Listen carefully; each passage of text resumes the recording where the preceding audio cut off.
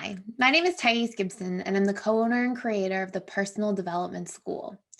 This is your daily breakthrough video, and in this video, I'm going to talk to you a little bit about how the dismissive avoidance love languages and 6 basic human needs sort of overlap and how this impacts the way that they give love and receive love. Okay, so this is like a little bit complex because we're overlapping 2 sort of big principles that we talk about.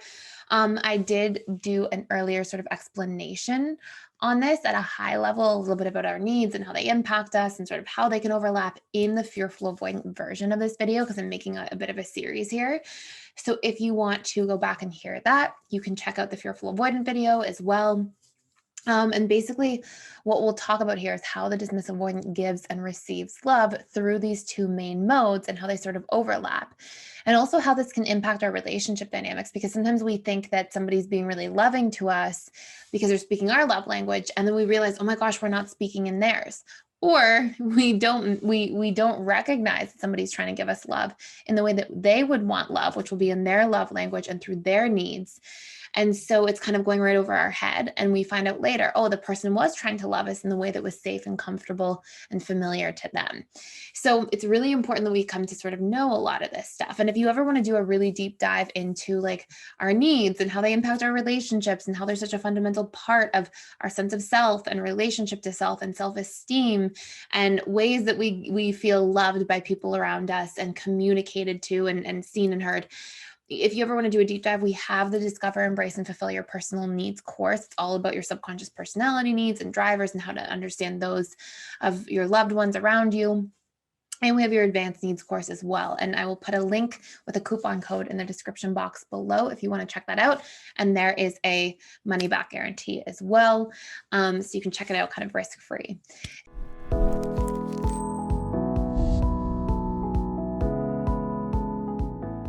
So, the dismissive avoidant, out of their 6 basic human needs, or 6 basic human needs are love and connection, growth, certainty, uncertainty, which is sort of like novelty, significance, and contribution.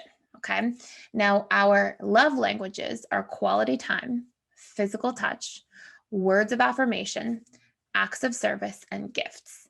And these 2 things are kind of overlapping with each other at any point in time. So an example of this would be one of the primary love languages of dismissive avoidance is acts of service. And when we look at why, a lot of this is that it makes them feel certain in the realm of that they feel safe because they don't have to be vulnerable, right? Like doing something nice for somebody. So cooking them dinner, driving them to the airport, picking something up for them from the grocery store, or running an errand, or, preparing something for somebody that's, thoughtful.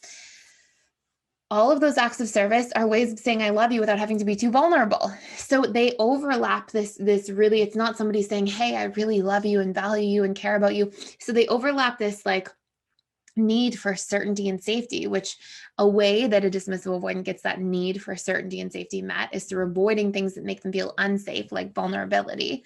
So they get this need for certainty and safety met in their love language of acts of service, which is part of what makes that such a strong and high ranked love language for the dismissive avoidant. So hopefully this makes sense. You can see these 2 things kind of overlapping here. Another thing, words of affirmation. So when it comes to 6 basic human needs, dismissive avoidants do value significance. They do want significance, but it's interesting because they don't want tremendous amounts of significance. They want significance in a safe way because they prioritize safety as such a strong, profound need. And a big reason this happens is that dismissive avoidants often don't feel very safe in childhood and in their upbringing.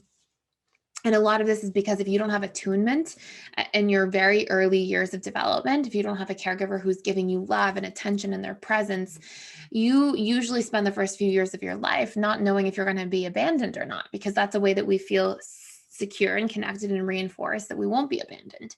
And so it keeps the individual's nervous system more in a state of fight or flight and worry and feeling like, oh my gosh, I'm on my own, without that attunement there. And so based on the void of that need being met, the lack of safety and feeling secure, in upbringing, especially in the early years, which have the biggest and most profound impact on our subconscious mind.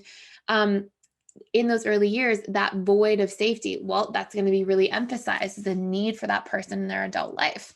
So dismissive avoidants want that significance, and they value it, but they want it in a safe way. They don't want like tremendous, like it's not like a narcissistic supply thing where they just want endless amounts of significance and words of affirmation all the time, and they're constantly seeking attention from everybody.